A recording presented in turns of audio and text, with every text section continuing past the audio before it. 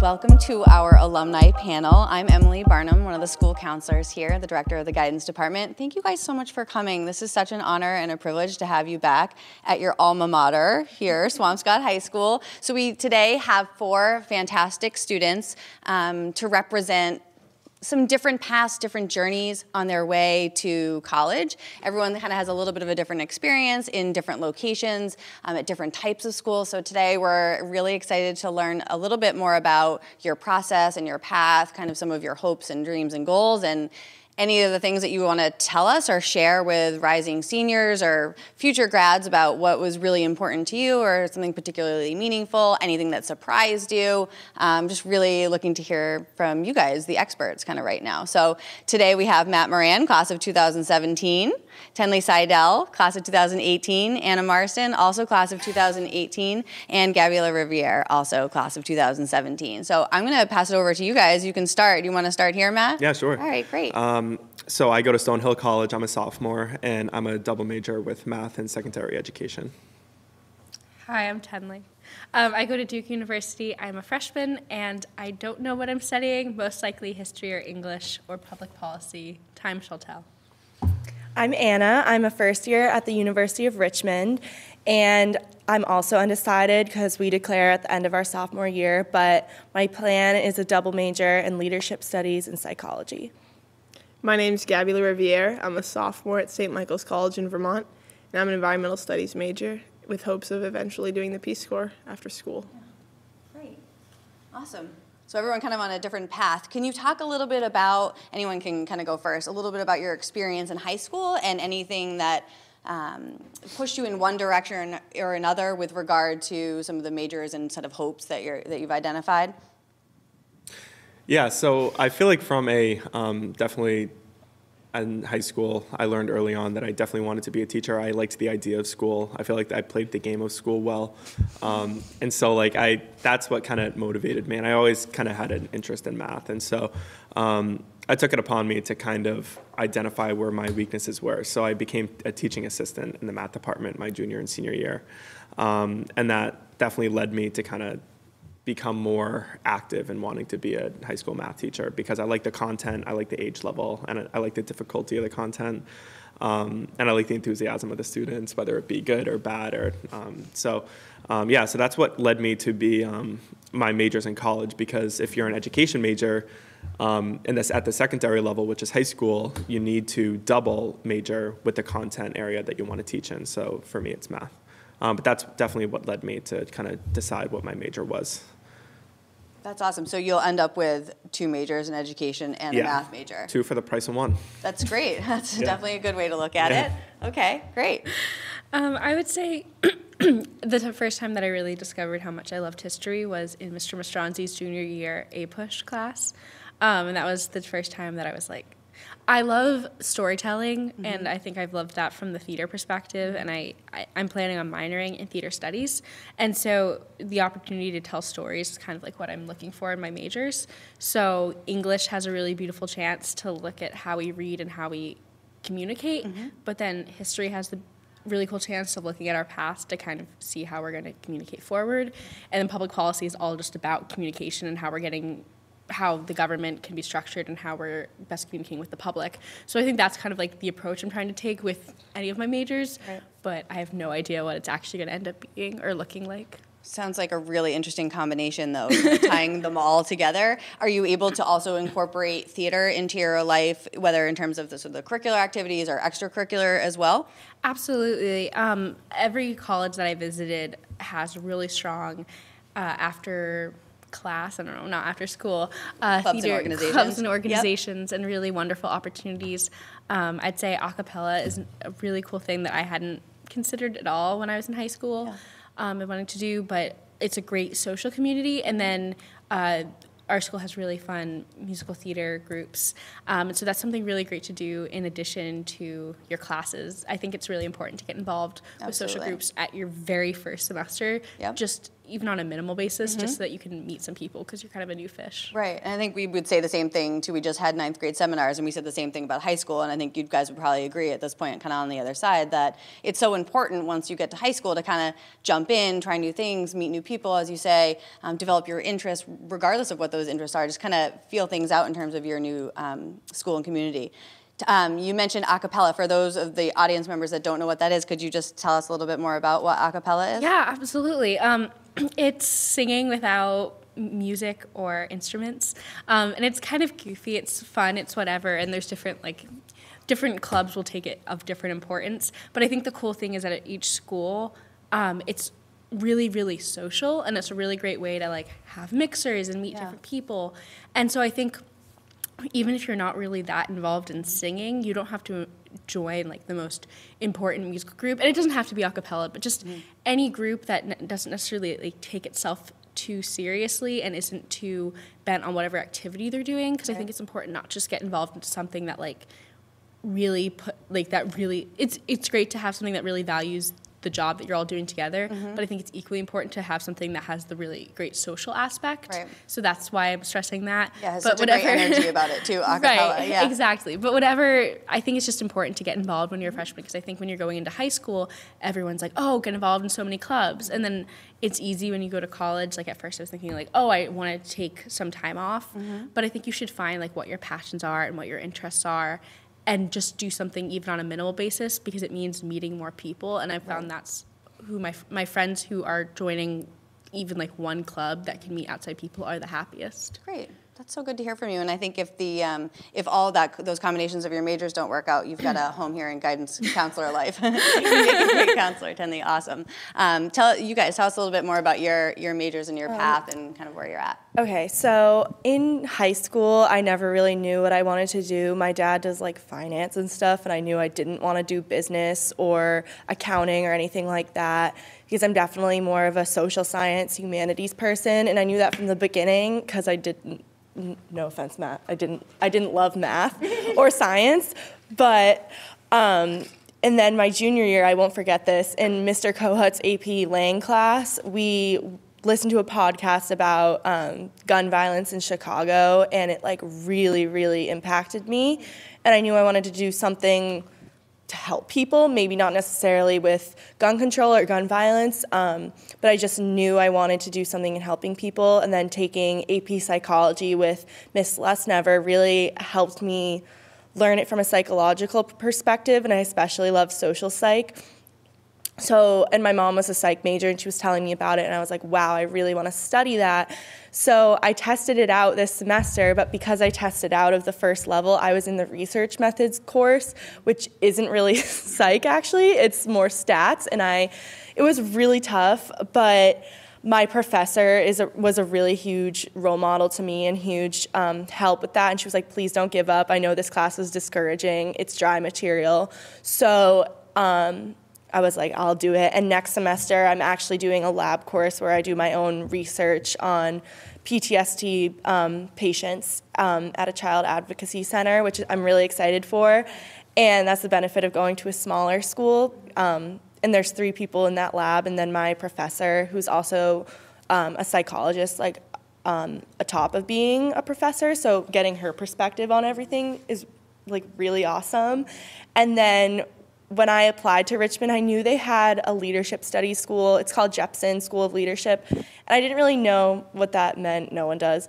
But it's really, oh my God, it's amazing. I took a class there this past semester called Leadership in the Social Sciences, and it was the most incredible class I have ever taken. I can't even explain. It was just a combination of psychology and politics, and I've always been very, very passionate about political activism and advocacy for different issues such as gun violence, and it tied in everything from a historical perspective and a modern perspective. And I apply there to Jepson my first semester of my sophomore year, and it's a pretty high acceptance rate once you're there, but it's super cool because you can pair it with literally anything. I have a friend doing bio and leadership, and it's just so nice because you do a lot of community service, you do a lot of community engagement in Richmond, and I'm super excited to continue studying that. But when I was in high school, I didn't necessarily know what I wanted to do, and I don't know what I want to do either.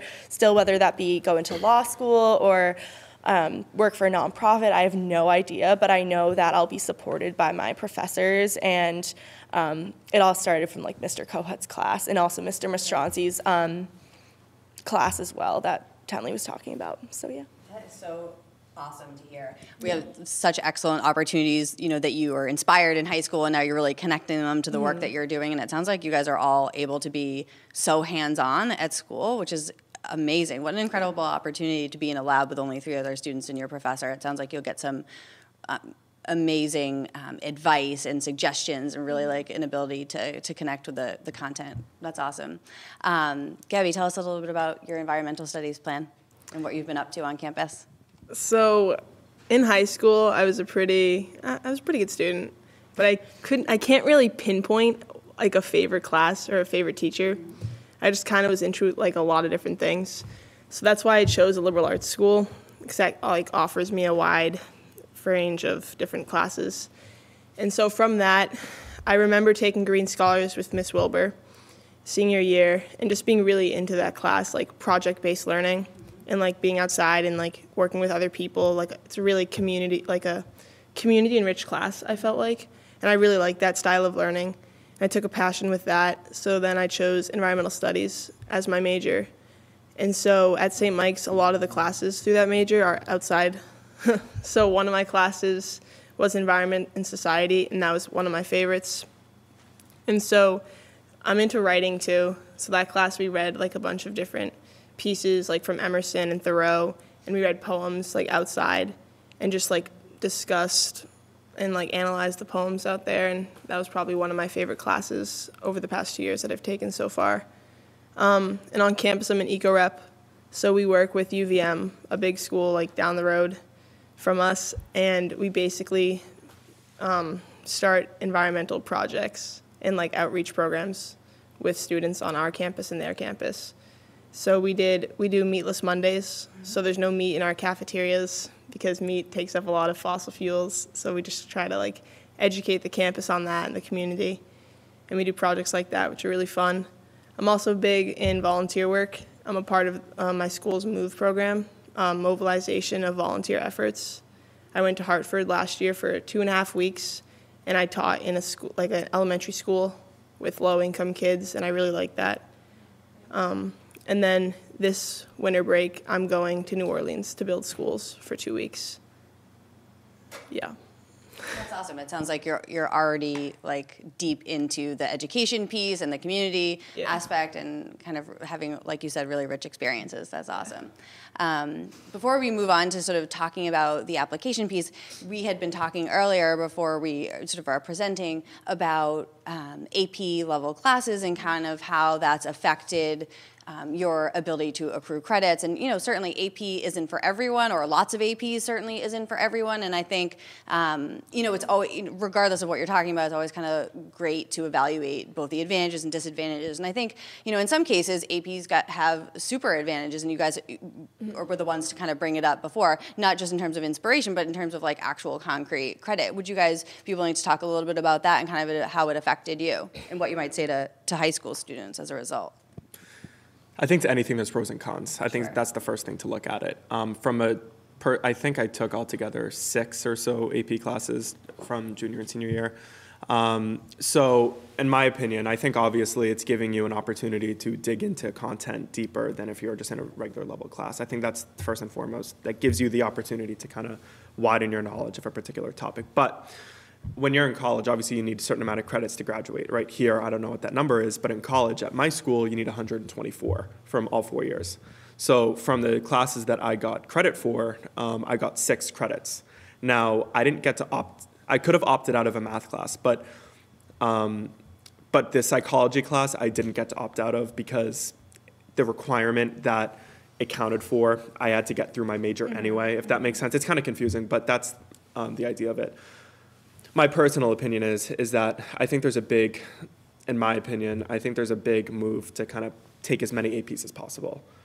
I'm not a big believer in that. I think that I'm an education major, right? So I think that a big part of the teacher is to how do you get your students to strike balance. I think that if you want to take 5 APs, I don't see a ton of value in it. I think that, if you want to take 5 APs and have your life consumed by study, believe me, I went through that, right? Not 5, but I went through a lot of AP senior year. In addition to basketball, in addition to the other stuff that I did, it's not worth the stress. I'm sorry, it's a lot. I just think you have to do what you think. I think you have to do what you think is best for you. You know what I mean? If you're interested in a subject and you do well in the subject, go for the AP. If it's a subject that you don't like and you're not interested in it, don't take the AP just because it looks good. That's my opinion. I think there's a big point in saying, at least for my school, 1 credit is like $1,300, I think, as opposed to taking a $90 test, right? Right, and if you're earning 3 credits, right? Absolutely. So exactly. Right. So it definitely has a financial implication as well. Yeah. And I think you bring up such a great point, which is sort of kind of what I was getting to, is like it's very highly individualized. Yeah. So 5 classes might be right for one guy, but not for the next guy. So it really depends on your needs and your desires and your goals and all that stuff. Absolutely. It's very, very individualized. And I think you kind of have to look at that, and that's something you would work with your counselor on. And just to clarify for people listening, so in terms of AP, various colleges have different policies. It's all published on the College Board, who owns AP. But they talk about how you might be able to gain credit for your work and qualifying scores on AP tests. So depending on the school, you may be able to earn credit, whether towards the overall graduation requirement of the school or within a distribution. So for example, like you said, your major doesn't allow you to take credit from the APs, but would give you credit towards overall that 124, which you're talking about. And so different schools, like I said, have different policies, and we'll hear, in a second from Anna, who kind of had a different experience or an additional experience in terms of gaining AP credit, and same with Tenley. But go ahead, Tenley. I'll pass it over. Oh, sorry. I was going to say, like my psych class, I got credit for it. I saved $5,000 for that one class. Right? Amazing. So, right. Yeah. Exactly. But, sorry. So my experience is a little bit different. So we can use up to 2 credits toward a graduation rate, but we can't test out of classes. I think you can test out of, there's 2 classes you can test out of if you got 5s, but it's usually really ill-advised to test out of them. But you can use them toward graduation. What I would say is it's entirely individualized, and I think it's really important not to overload, but I also do see real merit in taking APs because there's a standardization of education across the nation I rhymed a lot, across the country, I'll say. And so I can talk to my friend from North Carolina, and I can talk to my friends from California, and we all covered the same content level, and there's the same expectation from the school of what we earned and what we gained. And so I think a lot of universities that have more, who are taking people or might not know your school as well. I know my college didn't really know our school that well, and so they might not have done a full evaluation of what our academic credentials are, but they can look at my AP scores and use that as an easier assessment versus they might not know what an A or a B or a C of Swampscott really means, but they know what a 1 through 5 score on an AP test means. And I also would say that when you get to college, that you have a certain level of information on subjects that makes it harder to either be ahead or behind. And there's also IB, and so I have friends who have different experiences with that. There's not IB at Swampscott, which is, I don't think Massachusetts, I haven't. But anyway, there's a certain level of standardization that I do think makes it an easier transition to college. But I think everyone has what's right for them, and there's no reason really to be killing yourself over studying for hundreds of hours when you get to college and it's not really going to count toward credits. I can't really use my credits. So I think there's obviously pluses and minuses, but it really is individualized, and yeah. Definitely. Great. Thank you so much. Great point. I mean, I think that's always what we're trying to say here in our department is that everything's so individualized. You can't compare yourself to the next, girl or boy or young man or young woman in your classes, and that you really just kind of have to do what's best for you. Right. And ultimately we'll find your fit, whatever that is. But tell us about you, Anna. So I also had a different experience, but I also have similar perspectives to you guys. So I ended up getting to use 6 of my AP credits, which To start off, I never anticipated I would do a double major and a minor. I never thought that was possible in the 4 years. I'm also doing a minor in women's and gender studies, and I never even thought that was possible. And I talked to my advisor, and she was like, you have plenty of room in your schedule. And I was like, how? And she was like, you got 6 credits. And in total, I think we need 35 or something like that. And I took 3 APs junior year and 5 senior year, and I feel like it sounds like a lot but I felt like it was very manageable. Like, I feel like you did a similar thing, but it's really different across the country. Like, I have a friend who lives in St. Louis, and she went to private high school, and she was only allowed to take 2 per year. So it really just depends on your high school, and I felt like here, whereas like at a private school, they have different limits and different regulations, it was really beneficial for me to take APs for the same reason that Tenley and Matt said. I probably shouldn't have taken AP physics. I didn't do well on that exam, didn't end up needing it anyways because I took environmental science, but so I feel like, and I'm not interested in physics, so I felt like that might have been pushing myself too hard, but whatever. And I felt like it's been so helpful and really opened up time in my schedule because I worked hard in high school, and now I'm closer to taking classes I'm actually passionate about in psychology, leadership, and women's studies. And next semester, we take 4 to 5 units per semester. I would be taking all of my gen eds this year and not anything I'm interested in. Never did I think I'd take advantage of the leadership school, but now I know I want to because I have the time in my schedule, and obviously every school is different. But I think I committed April of this year, and our AP exams were in May.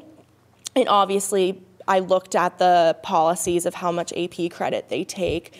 For example, they have a weird system with language. Like, my roommate took Latin, and she got a 3, and she wasn't able to test out because Latin is different, but I got a 3 on Spanish, and I was able to get exempt from it. So there's different policies, but because I knew that Richmond took AP credit seriously and they were very accepting of them, I was like, I gotta study for these APs because they cost $92. So I was like, why not test out of them for a couple $1,000 class? And I feel like that's been really beneficial. And like Tenley said, it's like a standardization of education, and it really helps you know what you're interested in. Like, I never would have known I wanted to do psych if I didn't take AP psychology. So yeah, it's been great. That's awesome. Thanks for your perspective. Yeah, going off of what everyone else said, I'm a fan of the AP classes offered. I took 2 junior year and 3 senior year. I did well, I think, on all of them. Yeah, I don't know. I think so. And that allowed me to test out of a lot of required classes at my school. And I'm a part of the honors program, so that allows me to take 5 classes a semester instead of 4, which I've been taking advantage of. And that opens up more opportunities to study what I'm actually interested in. And if I want to tack on another major or minor here and there, there's definitely room for me to do so. And we go on study trips too, so I'm definitely allowed to go on those trips because I already have credits done, which put me ahead of the game. So I would definitely say take some APs if you're up for the rigor and it's worth it. A B or a C in the AP is probably better off than an A in the regular class. Great. Thank you guys so much. It's just so incredible to hear the actual personal experience with it, and especially our former students, just to really hear how impactful it's been. And we're so excited that you're able to really jump into all of your majors and your experiences so early on. It's incredible to see how much you'll be able to accomplish, and already how much you have accomplished, and you're still not even 20. Or okay, Matt, you're 20, you said. I'm 20, all right, yeah. and you're here, you're already teaching. Matt's teaching today. If we could shift focus a little bit just to quickly talk about the application process, as you know, for our, juniors are beginning to kind of, those, feathers are beginning to ruffle. They're getting a little bit nervous about the process, thinking about standardized testing and planning, and then the seniors are kind of in the middle of hearing back from early action or early decision schools and or submitting regular decision applications. It's a super high stress time for everybody, and as we always say for the juniors, it's a long haul between sort of now junior year through March, April decision-making time of their senior year. Any particular things jump out at you in terms of advice or things to remember to kind of not worry about or to worry about? We'd love to kind of hear your perspective, kind of fresh out of the I can take situation. Take it. Okay, go ahead, Gabby. I would say I took both the SAT and the ACT because I don't really know why I did that. I think, I'm telling my younger sister this, look online, watch YouTubes, or talk to people above you and see the layout of the test. It's one thing to take the practice PSAT, but it's another to get another feel for what it really is. And then the whole atmosphere of actually taking the test, whether it be at a different school. I took mine at a private school in Andover, like completely different. You gotta just go into it knowing exactly what you're doing. I know a lot of my friends had tutors or they had special books and all that stuff. I bought something on Amazon. I watched a YouTube. I knew what I was getting into. I relaxed. I took the ACT. It worked out. I don't think there's any need for intense tutors or study manuals. I really don't see the need for that. If you're paying attention in school and you have good study habits and you basically were awake in English and math in high school, you really shouldn't have any stress or go into it like it's like a burden, because it's really not. I think, you bring up like the strongest point, which is just preparation is key no matter how you're going to do it, and don't go into something totally blind. We certainly don't recommend that students take both of those tests, the ACT and the SAT. We recommend strongly that you do just as you're suggesting, Gabby, looking online, preparing, seeing which one might be a better fit for you, and then really kind of honing in on that one particular test. Yeah. I think I have to go. Okay, all right. Well, Matt has to go teach, but we'll finish up without you. Thank you so much for coming. No, I'm happy to be here. All right. Thanks for the opportunity. Enjoy the education and education. I'll try. Bye. Thank you. So, thanks so much, Gabby, for talking a little bit about that. I'll go. Yeah. So I have a sister who's a junior, and she's going through all of the same stresses that I went through. So I've just been trying to like coach her through the test anxiety and looking at schools, kind of because I didn't have an older sibling to deal with that, so I was the first one for my parents to go through it. And I kind of feel like from a former student's perspective of the college application process, rather than a parent who went through a completely different process, is really nice. So like Gabby said, like having an older person to refer to is really, really helpful. I would say I definitely did not end up at the school I expected, but that I wouldn't change the school I go to for the world. It's like my new home, but at the time I did ED to a different school, didn't get in, and it was really heartbreaking at first, and it's really discouraging being rejected like that. But you can't let that define you or your education or your academic abilities.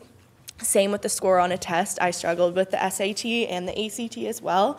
And my sister's going through the testing process right now, and she's also stressed. And I'm just telling her, like, you have to prepare. It's all about the timing.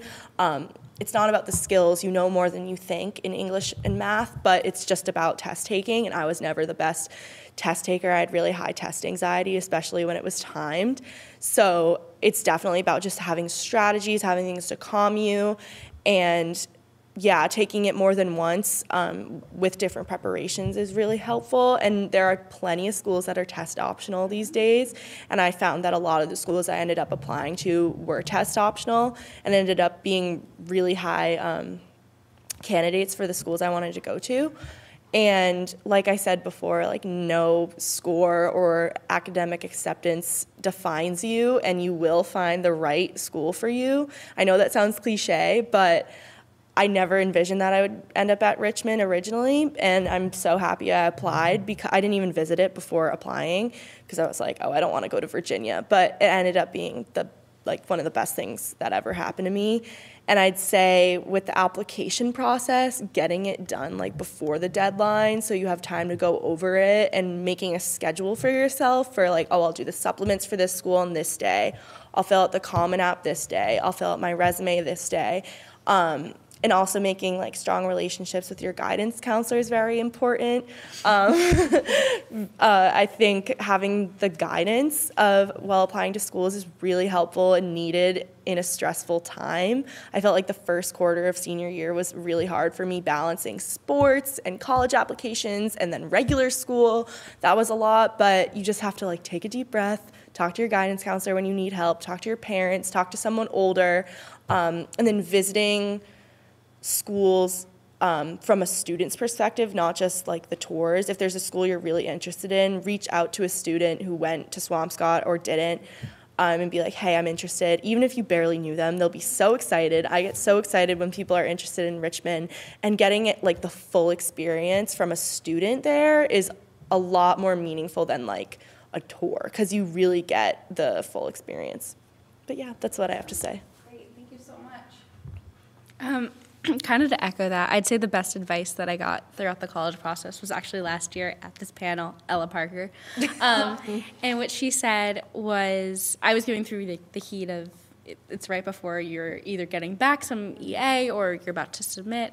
And what she said was, college admissions officers really know their school, and so they know whether or not you'd be a good fit at their school. And so if they reject you or defer you, what they're saying is, you just might not be the best fit for our school. And looking at it from that perspective, I think really changed the whole process for me, because it's kind of makes it more about finding a match versus finding the school that like you dreamed of going to. It makes you just as viable a candidate as they are viable a candidate, instead of making it about what it can often feel like it is, which is you getting in. You have to remember that equally important is you choosing your school. And so they're trying to curate this idea and this image that they're the place they want you to apply. They want you to want to go there. And so, like Anna's saying, like which is totally makes sense that you're not getting like a real picture of it when you go on your tour. And so I think just it's really important to remember like your power as someone who's applying. Like, I think it's really easy to forget that and to see yourself as just when you get rejected, to see yourself as, oh, this means that I'm not smart, or this means that I didn't do enough in high school. But really, it could just be you don't fit for the school, and the school doesn't fit for you. And that's an equally important relationship, and you can't, like, I feel like see it as a judgment on your character or your abilities. Absolutely, and I think you guys have said all of the major points which we always want to communicate to the students. Fit is such a big part of the process. I mean, it is the whole meat and potatoes of getting into school and going to school. It is about the fit, and because everything is so highly individualized, not all schools are created equal. They're all so different. They're all everywhere. We have so many options and opportunities, and it really is about finding that relationship, and it's not just so one-sided. It really is a multi-dimensional kind of relationship. So I'm so glad you guys brought that up. And the other thing, that you really talked about this a lot, Anna, is balance. And you guys have to really strike a balance, whether it's in your current school or where you're at now. So finding a balance, finding that right fit, and just making sure that you're authentic to you. That is a really important piece of this process. Those are kind of the themes I'm hearing today. Are there any other things that you guys want to make sure? Yes. Oh, go ahead. Go ahead. I forgot to add this before. So my friend who's a sophomore at Richmond, she didn't go here. She's from Connecticut. I went to camp with her like 5 years ago, and I wasn't friends with her at camp, but like I followed her on like social media and stuff. And because I didn't have anyone from Swampscott who was at my school, and like I reached out to her after I got in, and like she was so helpful, and she showed me around, and like even though I barely knew her, I was nervous to like reach out to her. Just having that older resource, just to like reiterate that, even if it's someone you barely know, like they can connect you with emails of alumni and stuff.